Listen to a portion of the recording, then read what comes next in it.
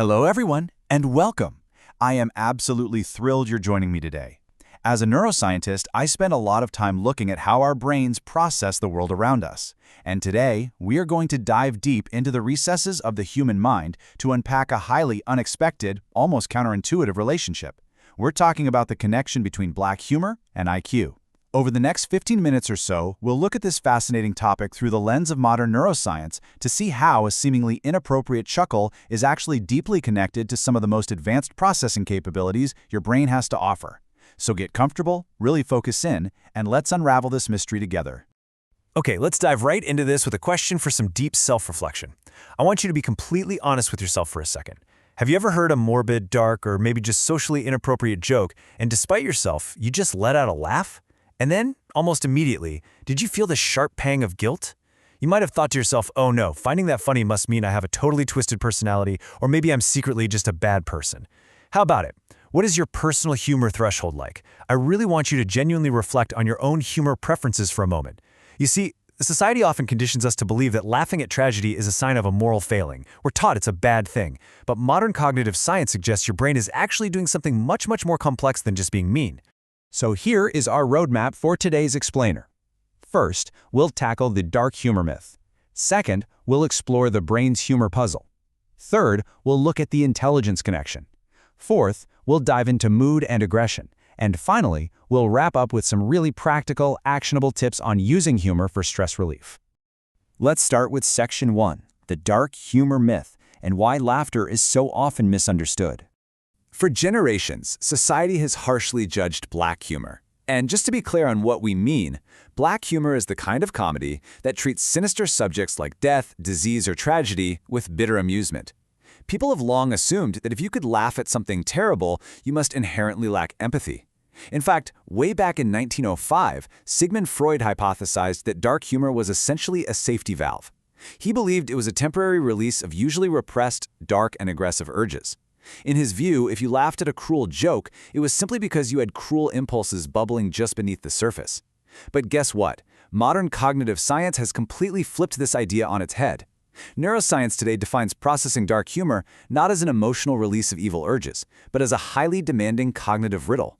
You aren't releasing darkness, you are actively solving a complex information processing puzzle. Moving right along to Section 2, the brain's humor puzzle, and exactly how we decode the joke.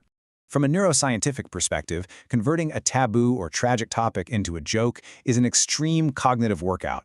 Your brain instantly accesses your long-term memory, hunts for logical gaps, and aggressively regulates your emotional response so you don't just panic or get overwhelmed by sadness. Doing all of this simultaneously takes immense logical problem solving. To really understand this mechanism, let's look at a concrete example. In a fascinating 2017 study by Dr. Ulrike Willinger and her team in Austria, participants were shown several black humor cartoons. Now imagine this scene with me. A man has tragically committed suicide by hanging himself from the living room ceiling, and he used a green tie to do it. It's a gruesome, deeply sad scene, right? His wife walks into the room with a friend, but instead of screaming or crying in despair, she looks up at her dead husband and complains, and once again the green tie with the blue suit. Come on, what have I been nagging him about for all these years? Now, if you chuckled at that cartoon, or even just recognize why it's structured as a joke, a brilliant, lightning-fast two-step process just happened in your brain. Step 1 is called frame shifting. The exact moment you see the suicide, your brain sets up a contextual frame of deep tragedy and mourning. But the moment you read the wife's absurd complaint, your brain must rapidly discard that tragic context and entirely shift to a new frame of mundane marital bickering. Step 2 is conceptual blending. Your brain has to take these two entirely distant realities, a tragic death and a petty fashion complaint, and blend them into a miraculous, funny, hybrid new reality. To execute this blur of concepts without getting emotionally derailed takes a tremendous amount of cognitive horsepower. It's like your brain is doing Olympic-level gymnastics. This brings us perfectly to Section 3, the intelligence connection, and the details of that 156-person study. Because this cognitive processing is so intensely demanding, researchers naturally wanted to know what kind of brain is best equipped to actually handle it. The research team tested 156 healthy adults, categorizing them into 3 distinct groups based on their preferences for the cartoons. We had moderate fans, haters, and hardcore fans of dark humor. When looking at nonverbal IQ, which basically tracks your cognitive performance and sheer processing speed, the fans absolutely dominated with an average score of 118.1. To put that into perspective, nonverbal intelligence dictates how fast your brain can process spatial, visual, and abstract puzzles. So this data scientifically proves that fans of black humor possess the rapid mental processing speeds required to instantly execute that exact frame shifting and conceptual blending we just talked about. And the dominance doesn't stop there. Moving over to verbal IQ scores, which are measured by rigorous vocabulary recognition tests, the fans of dark humor again scored the highest with an average of 109.7. Interestingly, the haters scored the lowest here at 96.8. Verbal IQ represents your ability to grasp sophisticated vocabulary, subtle linguistic nuances, and irony. Think about it. If a joke relies heavily on a clever play on words or a really dry, sarcastic tone, a high verbal IQ is absolutely necessary to instantly decode the underlying meaning before the humor is lost. The fans literally just have better cognitive hardware to get the joke. Now let's shift gears to Section 4, Mood and Aggression. This is the real Mythbuster data. The researchers meticulously measured the participants' aggressiveness using specialized psychological questionnaires. They really wanted to see if those old Freudian myths we talked about earlier actually held up to modern scrutiny. When measuring real-world aggressiveness against others, a brilliant, almost hilarious irony emerges.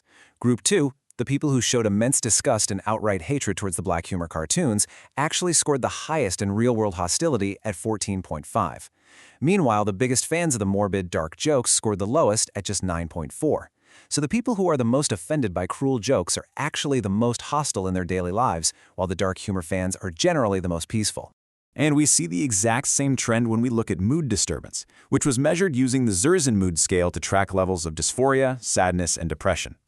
The haters in Group 2 suffered from severe mood disturbances, scoring a massive 19.5. They were depressed, unhappy, and just generally emotionally unstable. On the flip side, the fans in Group 3 scored the lowest at 8.6. What this proves is that you must possess a baseline of strong emotional stability and happiness to actually enjoy dark humor. If you are deeply depressed, you simply cannot find the humor in a dark topic. But why exactly is that the case? Why does a bad mood ruin a good dark joke?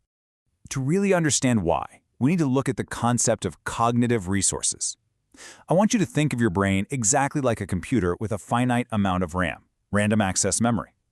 If you have a dozen heavy, demanding applications open on your laptop all at once, the whole system slows down, right? It freezes up, and you can't even open a new program. Well, your brain works exactly the same way.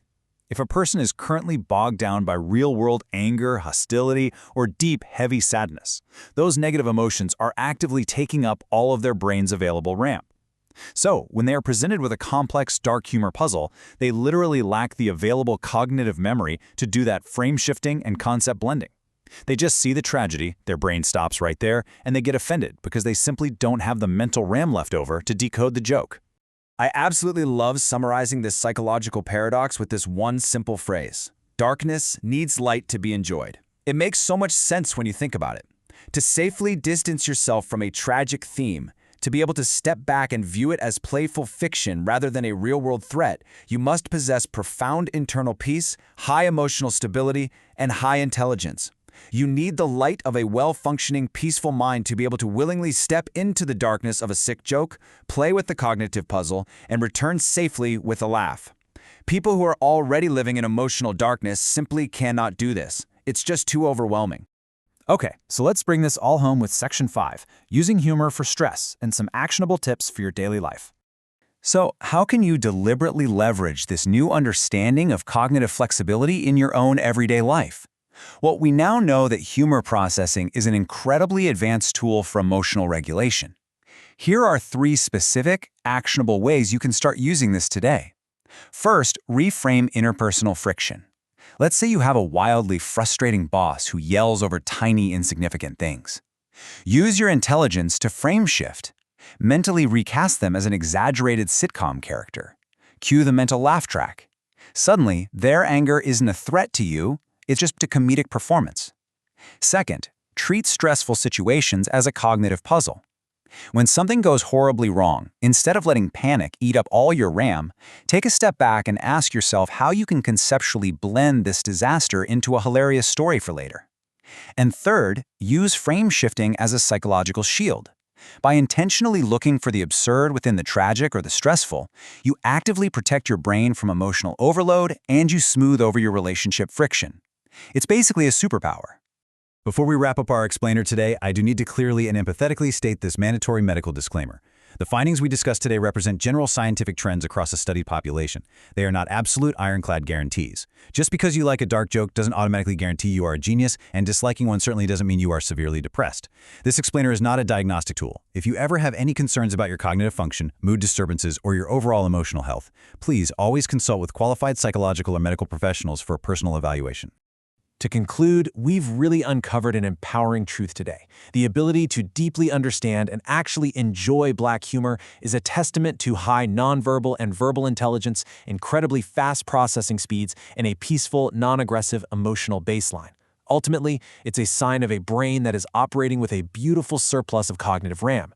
Knowing that your brain has this incredible high-speed ability to blend concepts and essentially rewrite reality, I want to leave you with this. How will you actively shift your own frames when faced with tomorrow's inevitable stressors? Will you let them drain your RAM, or will you use your brilliant brain to build genuine resilience through humor? Thank you so much for exploring the mind with me today. It's been an absolute pleasure. Until next time, keep exploring, keep laughing, and keep learning.